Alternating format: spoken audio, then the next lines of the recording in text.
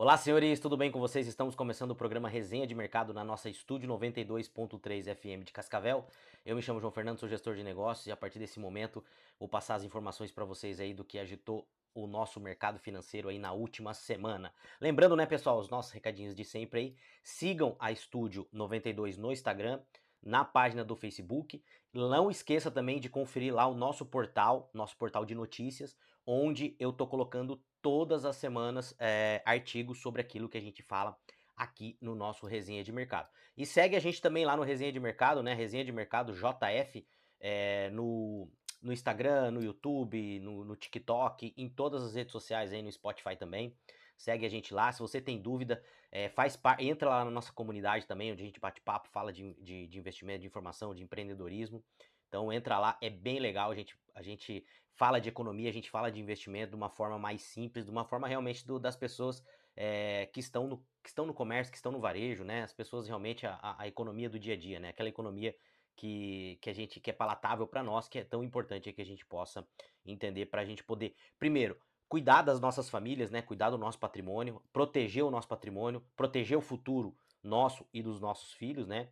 Porque esse mundo tão vulca aí, tão volátil, né? Tão incerto aí, tão complexo e tão ambíguo, é, tem causado muitos estragos. Tá bom, pessoal? Então, dados os recados, né? Lembrando, nosso programa vai ao ar na estúdio todas as segundas-feiras, a 1 hora da tarde, resenha de mercado, tá bom? Não esquece de ver os nossos cortes também. Pessoal, eu queria trazer informação boa para vocês aqui toda semana, mas tá difícil nas últimas semanas de trazer boas informações para vocês aí. O mercado anda bem agitado, e com algumas informações que não são tão legais assim, né, pessoal? Então, mas eu tenho que trazer para vocês porque eu sempre falo, para quem tem conhecimento, não existe informação ruim e nem informação boa. Existe simplesmente informação. Porque quando você tem conhecimento, você sabe o que você vai fazer com a informação. Não interessa qual que é a informação. Se você tem conhecimento, você sabe como agir com ela e você vai usar essa informação ao teu benefício, ao teu favor. Tá bom, pessoal? Então vamos lá. Só atualizar vocês aí em relação ao mercado, né? Então, nós fechamos aí na última sexta-feira o Ibovespa, né? Que é o nosso índice da nossa Bolsa de Valores do Brasil, tá? Ele subiu aí nos últimos 5 dias 0,23%, né? Fechando aí a 34.881 pontos, né? E no acumulado do ano, né? Acumulado 2024, o nosso Ibovespa aí tá com ganho aí de 1,65% no ano. Então, né, para quem replica o índice aí, para quem utiliza o índice, realmente é um ano aí praticamente perdido do nosso mercado, do nosso Ibovespa, né? E eu comento isso sempre. Os grandes analistas diziam que este ano 2023 2024 seria o ano da bolsa, parece que até agora não aconteceu, né? Parece que não aconteceu e eles continuam falando que nosso mercado tá barato, tá barato, tá barato. Veja, existem muitas coisas que estão baratas no mercado brasileiro hoje. Eu, como investidor, não estou entrando, tá? Lembrando, pessoal, que tudo aquilo que eu falo aqui não é recomendação nem de compra, nem de venda, nem de manutenção de ativo, é simples e puramente a minha opinião, tá? Mas eu sou um investidor que tem mais de 10 anos de mercado, a minha filosofia de venda é o buy hold, é investir em empresas pensando com a mentalidade de sócio, pensando a longo prazo. A maioria dos gestores que eu vi que ganharam dinheiro nesse mercado são os gestores que pensam dessa forma, tá? Realmente investir não com a intenção de especular, mesmo que em alguns momentos do mercado aí, como eu falei para vocês, que às vezes a gente tem informação, a gente acaba utilizando o mercado aí para fazer um movimento de curto prazo. Mas isso é muito complicado quando você é um investidor novo. Quando você é um investidor novo, você tem que estudar muito o mercado antes de entrar. Só para vocês terem uma ideia, eu opero no mercado há mais de 10 anos, tá? Mas antes de eu entrar no mercado, eu fiquei 5 anos estudando para entrar no mercado. Então o que, que eu fiz? A primeira coisa que eu estudei foi Tesouro Direto. Eu comecei a estudar o Tesouro Direto, vi que em termos de segurança era um investimento que tinha o maior retorno versus o melhor risco. E eu peguei durante 5 anos, fui guardando meu patrimônio ali, o que eu queria investir, fui colocando ali e fui estudando o mercado, estudando. Durante 5 anos eu fiz isso. Quando eu comecei a investir, aí que eu entrei mesmo de cabeça no mercado financeiro, em ações, é, é, fundos imobiliários, REITs, estoques americanas, a operação de opções. Quando eu entrei, eu já tinha 5 anos de estudo no mercado, né? E eu estava acumulando um valorzinho legal ali no Tesouro Direto. E aí eu comecei a operar na bolsa. Detalhe, quando eu entrei, eu já entrei com essa cabeça de buy hold, tá? de realmente segurar, porque eu vi que existem muitas pessoas que ganham muito dinheiro com especulação no mercado, com movimentos de curto prazo, porém, são pessoas que vivem só disso, né? E são poucas as pessoas que conseguem fazer isso. Então eu já entrei do modo certo, nunca perdi dinheiro no mercado financeiro, já praticamente tripliquei aquilo que eu investi no mercado financeiro, sempre com esse pensamento de investir todos os meses, de realmente fazer esse investimento de buy hold. Se você quiser conhecer mais a minha filosofia, pra gente trocar ideia, entra lá na nossa comunidade, que a gente vai falar como que a gente faz esses investimentos aí, tá bom? Então, o acumulado do ano aí do nosso Ibovespa, a gente tá aí com 1,65, tá bom? O SP500, né, ele fechou aí a semana, nos últimos 5 dias, na sexta-feira, com uma alta de 3,38%, né, nos últimos 5 dias, e no ano ele está com um acumulado aí, o SP500, de 18,62, 5.626 pontos. Então, se você pegar quem investiu, né, o ano passado, quem tem investimentos no mercado americano, teve uma rentabilidade aí de quase 18%, nós ainda estamos no mês de setembro de 2024, né? Falando um pouquinho de investimento também, né, pessoal? Hoje eu tenho mais de 70% dos meus investimentos estão no mercado americano, tá? Por que que eu falo isso? Porque lá é o maior mercado, onde quando tudo parece que vai colapsar, todo o dinheiro do mundo migra para lá, todos os investimentos tendem a migrar para lá, mesmo que os Estados Unidos esteja em crise, isso é um paradoxo, o dinheiro do mundo acaba migrando para lá, porque mesmo eles estando em crise, geralmente o pensamento é que é a economia mais segura, né? Mas a gente vive no Brasil, eu tenho uma parte do meu patrimônio aqui, eu acredito no Brasil ainda, o Brasil é um país que tem muita oportunidade, mas não para proteger patrimônio. Então, assim, a gente vive no Brasil, a gente tem que ter um percentual de carteira aqui também. Mas hoje, na minha concepção, depois da última eleição, meu patrimônio era inverso, eu tinha 70 aqui e 30 lá. Depois da última eleição, eu já via falando com quem me conhecia, que se o governo atual ganhasse, eu iria inverter, e foi o que eu fiz, e ganhei muito dinheiro aí fazendo essa inversão. Tá bom, pessoal? Falando um pouquinho do dólar, né? Então o dólar ele deu uma arrefecida agora nesses últimos 5 dias aí, na sexta-feira passada, fechando aí em 5,56, uma queda de 0,59. Porém, né, no ano, o dólar aí acumula uma alta de quase 15%, né? 14,69, 5,56. Então, só para vocês terem uma ideia, pessoal, quem investiu no mercado americano, né, se você pegou ali um ETF que replica as 500 maiores ações do mercado americano, você teve uma rentabilidade aí maior que 30%. E o BTC, né? O BTC fechou a semana em alta, o BTC vinha caindo bastante, né? O Bitcoin, ele fechou a semana em alta aí de 9,8, né? Em reais, cotado a 337.352 reais. E no ano, né, Bitcoin, por mais que ele seja um ativo que é bem volátil, né, então eu falo para você, quando você começar a investir, você tem que conhecer muito bem, entender aquilo que você vai fazer, né, o Bitcoin aí só que o Bitcoin tá com uma alta de quase 60% no ano. Quem é investidor de longo prazo de Bitcoin aí tá sorrindo e quando cai, fica muito, muito, muito feliz. Então vamos lá, pessoal, comentando agora algumas notícias relevantes aí pro nosso mercado, né, falando um pouquinho do que movimentou o mercado essa semana aí, tá bom? Aqui uma matéria do The Wall Street Journal, tá? Fala sobre a Apple, que Apple, Hyundai e Honda apostaram na China, agora estão voltando atrás. Crescimento mais lento dificulta fazer negócio e tem feito empresas ocidentais investirem menos no país. Pessoal, o que tem acontecido? O mercado chinês, tá? A gente sabe que ele está desacelerando. O mercado chinês está desacelerando.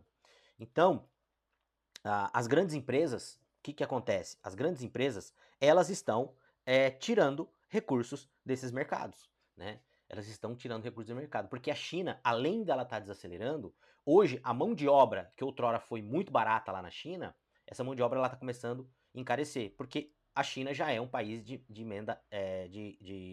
renda média, né? Já passou o Brasil, se eu não me engano, hoje a renda média da China está em torno de 12 mil dólares, e o Brasil parece que é metade disso, né? Lá nos anos 80, a China tinha metade da nossa, da nossa renda média, né? E aqui, ó, aqui um pouquinho da matéria, né? O risco de fazer negócio na China aumentou nos últimos anos. E ao mesmo tempo, o mercado está desacelerando, diz Eric Zhang, tá? Presidente da Câmara Americana de Comércio em Xangai. Uma pesquisa feita pela entidade mostrou que a porcentagem de entrevistados que classificam a China como principal destino de investimentos de sua sede caiu para o nível mais baixo desde que a pesquisa anual começou há 25 anos. Então, o que acontece, pessoal? As grandes empresas estão vendo que, além da China desacelerar como mercado, né, porque as empresas não vão para lá só por causa da mão de obra, elas vão para lá porque a China é o segundo maior consumidor, é o segundo maior mercado consumidor do planeta, né, em população só perde para a Índia, né, em população, né. A China está desacelerando e não é só a mão de obra, né? Esse mercado também está começando a desacelerar, né? A China percebeu em agosto, a China percebeu isso em agosto. O governo da cidade de Xangai disse em os seus desafios econômicos mais pertinentes era o esvaziamento da cadeia da fruta, tá? Uma referência à decisão da Apple de diversificar a sua produção de alguns dos seus eletrônicos para países como Índia e Vietnã. O que acontece, pessoal? Aí tem alguns fatores. Por que a Apple está migrando a fabricação dos produtos dela para a Índia e para o Vietnã? Primeira coisa, tá? O governo chinês, tá? É um governo ditatorial, né? É um governo de um partido só. Então não tem muita transparência. Segundo, a forma de pensar e agir desse governo é diferente da forma de pensar e agir do governo americano, onde a Apple tem sede. Terceiro, a mão de obra hoje na China, ela tá muito mais cara do que a mão de obra na Índia, né? Que a Índia, a mão de obra ainda é muito barata. Quarto, a Índia é um país que é a maior democracia do mundo, tem pensamentos muito parecidos com o pensamento americano em relação à geopolítica, né? E é o segundo país fora dos Estados Unidos que mais se fala inglês, né? E também, como eu já falei aqui, tem uma mão de obra muito barata. Nós vamos fazer no próximo programa, eu vou trazer um estudo só sobre a Índia e falando das oportunidades que a gente tem lá. E tem também o tal do Nearshore e do Friendshore, que é um movimento onde os países tendem a fazer negócio com parceiros mais próximos e parceiros com a ideologia também parecida. Então a gente vê aí que o mercado chinês está desacelerando. E isso pode ser preocupante para o nosso país, porque ele é um dos maiores clientes nossos que a gente tem é, é, no Brasil, né? E aqui, pessoal, falar um pouquinho também, né, de economia dos países, uma notícia bem legal que saiu no InfoMoney. ETF da Argentina, em Nova York, é o melhor do mundo, sob Milei. Brasil ocupa a vice-lanterna. Especialistas explicam que o motivo do desempenho positivo dos hermanos o desempenho positivo dos irmãos, né? E conta se vale a pena ou não investir agora. Pessoal, o que aconteceu aqui? Olha que legal. A Argentina, né? Que nos últimos anos aí passou por maus bocados aí, né? Que vem passando por uma inflação muito alta, governo populista, governo que gastava muito, nas mãos do Milei tem feito um baita governo. E só falando desse ETF da Argentina aí, é um ETF que eu investi se eu não me engano, foi no começo do ano, agora eu já comecei a investir, né? Falei para quem faz parte da minha comunidade que era uma tese de investimento muito interessante, lembrando que não é recomendação, né? Mas eu tô posicionado nesse ETF, tô posicionado no ETF da Índia e tô posicionado no ETF do México também, que é um ETF que vem caindo, mas eu acredito que ainda vai ter um bom desempenho. E o que aconteceu, pessoal? A economia argentina, ela tá começando a dar vários sinais de que ela está começando a tracionar, né? Só para vocês terem uma ideia aqui, ó, o ETF global da Argentina é composto por recibos de 24 companhias hermanas negociadas em Nova York, tá? Colheram retornos de quase 27% entre janeiro e setembro deste ano. Enquanto investidores do eShare, né, do ETF EWZ, que é o brasileiro, ligado a 88 companhias da B3, tiveram que arcar com prejuízo de quase 16%. O nosso ETF tá na lanterna, está na vice-lanterna no desempenho dos ETFs mais relevantes das economias mundiais, tá? Lembrando, tá, pessoal? Só fazendo um disclaimer que, se eu não me engano, a lanterna é do México. Eu tenho esse ETF do México aí, também comprei começo do ano passado, porém, eu acho que as teses são diferentes. Eu acho que o México tende a performar muito melhor do que o Brasil, por uma coisa muito simples. Os Estados Unidos está migrando muita produção para lá, a própria China está montando fábrica lá, todo mundo está montando fábrica lá, e a tendência é que o México capture todo esses ativos, aí, o resultado desses ativos que estão indo para lá, que poderiam estar vindo para o Brasil, mas não estão vindo para cá, tá? O que impulsionou o fundo argentino em relação aos outros países, segundo o Thiago Guedes, né, diretor de desenvolvimento de negócio da Bridgewise, foi a introdução da política de austeridade de Javier Milei, que fez o país registrar neste ano primeiro superávit financeiro semestral desde 2008. Então veja, e ele está menos de um ano lá. Veja, pessoal, aí eu vejo muita notícia assim, a pobreza aumentou na Argentina, as pessoas estão com dificuldade. Gente, não tem como você duplicar uma estrada que está engarrafada sem você fazer bagunça. Sem ter congestionamento, sem ter poeira, sem ter algum tipo de acidente. Foi feito tanta coisa lá na Argentina que prejudicou o país que não tem como você se consertar sem dor. É como quando você começa a ir na academia. Você é sedentário a tua vida inteira. Aí com 50 anos você resolve ir na academia. Você acha que não vai doer nada? Se você realmente quiser ficar com a tua saúde em dia? Você acha que não vai doer nada quando o nosso país tiver que fazer o que a Argentina está fazendo? Você acha que não vai doer nada? Por isso que é muito problemático os governos populistas, porque eles só querem dar e nunca pedem contrapartida. E o Milei, ele foi eleito com a população já tendo essa consciência de que ia ter que dar essa contrapartida. Então é o ônus do que vinha sendo feito nos últimos anos, tá? Ou seja, o governo arrecadou mais do que gastou e a Argentina saiu de uma expectativa muito ruim para uma muito boa, com os números melhores da política fiscal, a economia cambial, que fizeram com que as expectativas das ações do país melhorassem, diz especialista. Então, pessoal, é isso aí. É isso aí. O governo lá está pagando o preço, a população está pagando o preço, né? Eles estão fazendo a coisa certa e eles estão conseguindo ter resultados muito bons, né? A gente sabe que se o Brasil está indo para o mesmo caminho, tá? Quando eu falo que tá indo no mesmo caminho, não é que a gente vai virar uma Venezuela ou uma Argentina, até acredito que não vai acontecer isso. Mas a gente vai viver sempre nesse voo de galinha e quem vai sofrer sempre quem vai sofrer mais são os pobres, né? E aqui uma notícia sobre o Bitcoin, pessoal, tá? Bitcoin está por um fio. No aguardo de uma decisão dos juros americanos, pode cair para 50 mil. Especialistas revelam expectativa para que pode acontecer com o preço do Bitcoin no curto prazo. Confira. Pessoal, uma coisa que eu gosto sempre de falar, né? Eu não penso em curto prazo, tá? Tudo aquilo que eu faço, as minhas decisões são decisões de longo prazo, tá? Então, o que está acontecendo? Com a perspectiva do governo, quarta-feira que vem tem a super quarta, que tem decisão de juros aqui no Brasil, né? E decisão de juros do Copom aqui no Brasil e do FONC lá americano na quarta-feira. O que acontece? A expectativa é que o governo americano comece a baixar a taxa de juros lá, em meio ponto percentual ou em 0,25. Tá? E aqui no Brasil, a tendência é que a taxa suba. O que isso acontece? Alguns especialistas estão falando que com a taxa subindo aqui no Brasil e lá, e lá nos Estados Unidos caindo, vai ter uma diferenciação ali de taxa de juros que talvez fique mais interessante aqui pro nosso país. E em relação ao Bitcoin, o que acontece? Tá? O governo, a taxa de juros caindo lá, de repente, né? De repente, fique mais interessante ou não investir em Bitcoin, né? Se a taxa de juros lá cair, o que vai acontecer?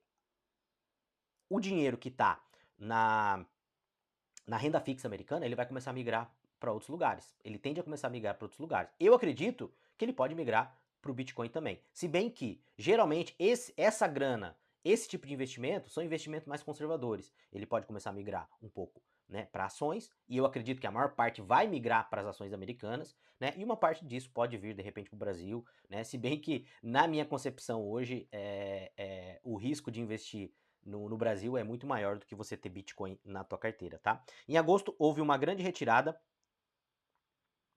de mais de 300 milhões em uma semana nos ETFs de Bitcoin, tá? Nos Estados Unidos. Então, o que aconteceu? Os ETFs americanos tiveram uma retirada muito grande ali no mês de agosto, tá? Após uma pequena entrada de 70 milhões. Em setembro, as saídas já ultrapassaram 110 milhões de dólares, tá? E se continuarem nesse ritmo, o preço do Bitcoin pode cair para cerca de 50 mil dólares, disse Fernando Pereira, analista da deixa eu só ver aqui, BitGet. Então o que acontece, pessoal? Teve uma saída muito grande no mês de agosto e teve uma saída muito grande agora no mês de setembro. Porém, para quem é investidor de longo prazo, como eu, para quem acredita na tese, aí vem isso aqui, ó. Apesar disso, existe uma troca de mãos, tá? no mercado entre investidores de curto prazo e os mais experientes, que estão aproveitando a queda para acumular mais unidades da criptomoeda. Ou seja, para quem entende a tese, para quem tem conhecimento, essa informação não é uma informação ruim, é uma informação excelente. Por quê? Se o ativo está caindo e o ativo é um ativo bom, o que você vai fazer? Você vai comprar mais, entendeu? É como quando a empresa do teu concorrente ele está vendendo muito menor pelo valor que vale, né? Às vezes ele está passando por alguma dificuldade, ele precisa vender. Às vezes a pessoa precisa vender um carro, uma casa, por uma questão de saúde. Ela vende muito menos pelo valor que vale, porque ela precisa da grana logo. E é isso que está acontecendo nos ETFs. E as pessoas que têm dinheiro em caixa, as pessoas que têm entendimento, que sabem o que fazer com aquele ativo, eles vão comprar por valor mais barato. Então, na minha concepção, tá? A tese é uma tese muito boa, e na minha concepção, vale a pena sim acumular Bitcoin, tá?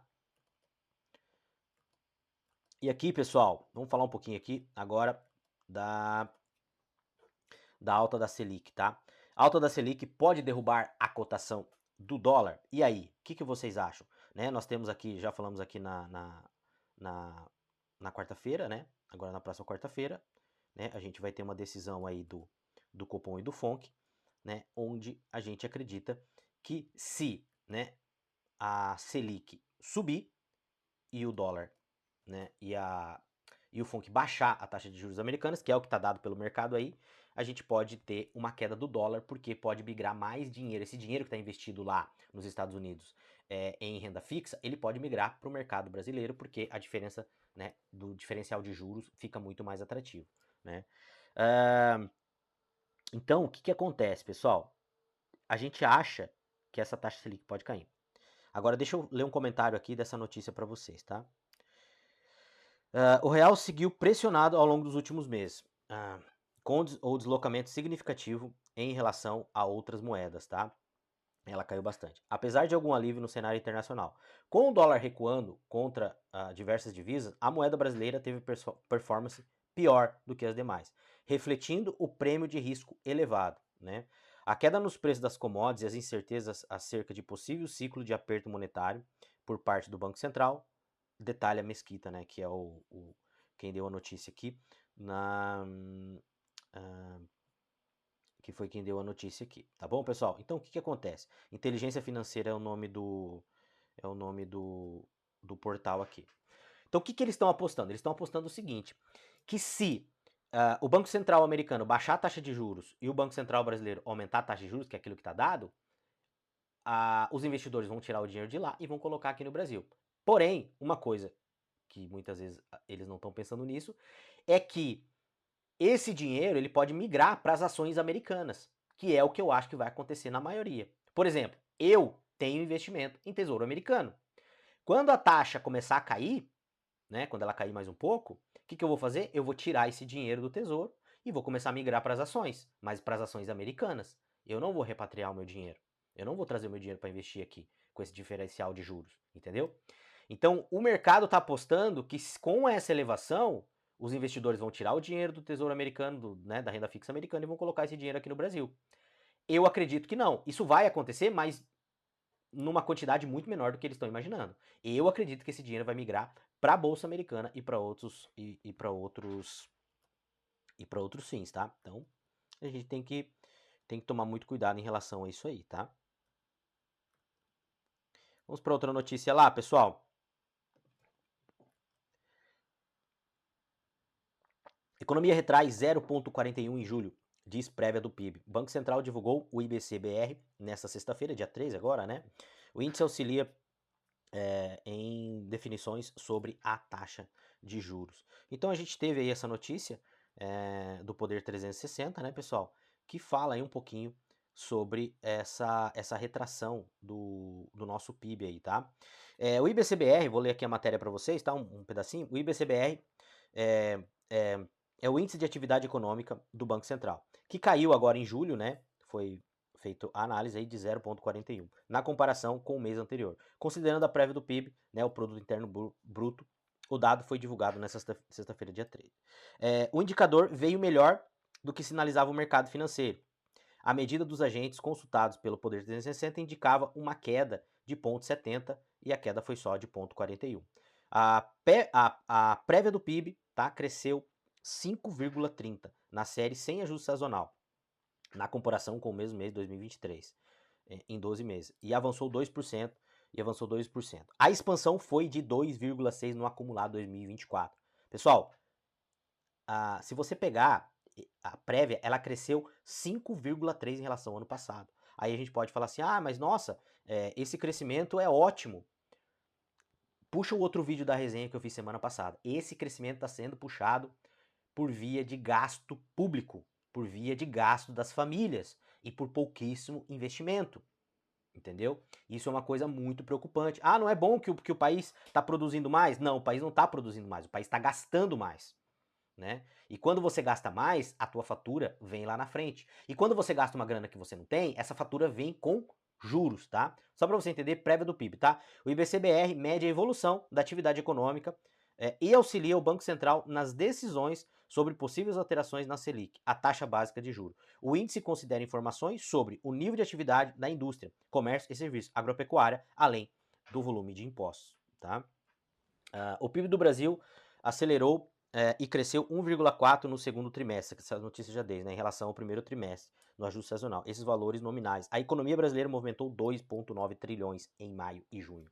Aparece uma coisa muito boa, só que quando você vê qual que é a natureza desse gasto, você vê que é uma coisa muito, muito, muito preocupante, tá, pessoal? Então, a gente tem que se preocupar com isso, porque, né, isso está sendo feito em cima de gastos, né? É a mesma cartilha rezada no último governo que a gente teve no governo Dilma, tá? E aqui, pessoal, não quero ser o mensageiro do caos aqui, mas a gente teve uma notícia que ontem, né, essa semana aí, né, STF quebra sigilo bancário. Entenda a repercussão e o que isso significa para a sua privacidade. O que aconteceu, pessoal? O que aconteceu? O STF, tá? Nessa semana agora, eles tiveram uma votação lá, né? E eles aprovaram a quebra de sigilo do ICMS. Eu vou ler aqui, tá? Com uma votação apertada de 6-5, os ministros validaram o convênio da CONFAS, Conselho Nacional de Política Fazendária. Este convênio exige que todas as instituições financeiras informem ao fisco estaduais as operações realizadas por meio de PIX, cartão de crédito, cartão de débito. Mas como isso afeta você? Aí diz a matéria, aqui fala um pouquinho, né, do que aconteceu, né? O CONFAS é um órgão público composto de secretariados da Fazenda e de todos os estados e do Distrito Federal.